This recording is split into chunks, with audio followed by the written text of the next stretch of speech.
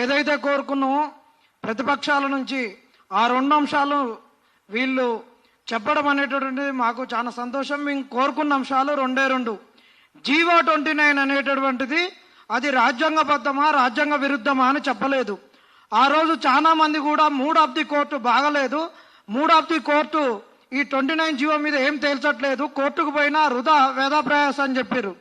కానీ ఎప్పుడు ఒక వ్యక్తికి మూడు ఎప్పుడు ఒకే తిరుగు ఉండదు.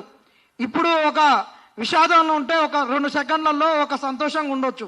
కాబట్టి జడ్జీలు కూడా అందరూ ఎప్పుడు ఒకే తీరుగా ఉండరనే ఉద్దేశంతో మా పోరాటాన్ని ఎప్పుడు ఆపకుండా మేము ఇంకా పోరాడుతూనే ఉన్నాము.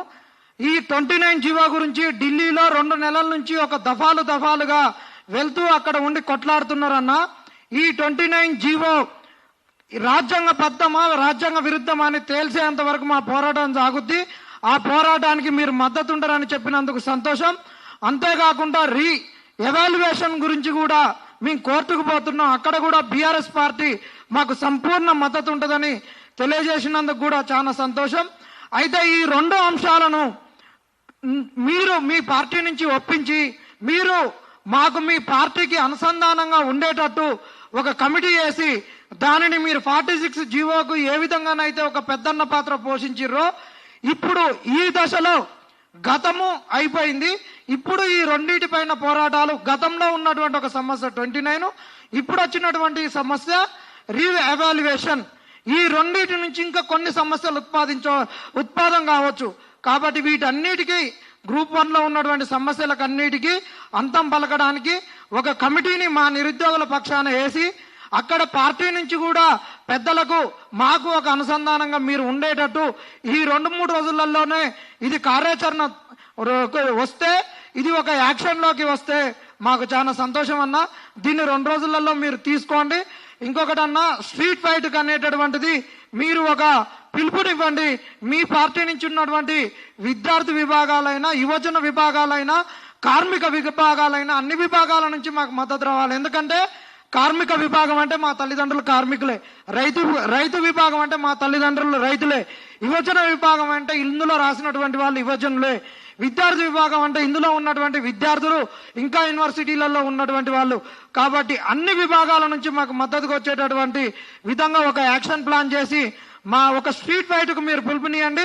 అందరం కలిసి ఈ ప్రభుత్వం పైన మరొక్కసారి టీజీపీఎస్సీ ముట్టడో, సెక్రటరియట్ ముట్టడో, అసెంబ్లీ ముట్టడో చేద్దామన్న యాక్షన్ ప్లాన్ ఉండాలి. కోర్టులలో మాకు సంపూర్ణ మద్దతు ఇచ్చేటటువంటి విధంగా మీరు చేయాలన్న. అంతేకాకుండా ఇక్కడికి రానటువంటి పార్టీలు కూడా వాళ్లకు జాతీయ స్థాయిలో చాలా పట్టున్నటువంటి వాళ్ళు, న్యాయ వ్యవస్థలో పట్టున్నటువంటి వాళ్ళు, బీజేపీ వాళ్ళు కూడా దీనిని ఆలోచించి చేసుకోవాలి.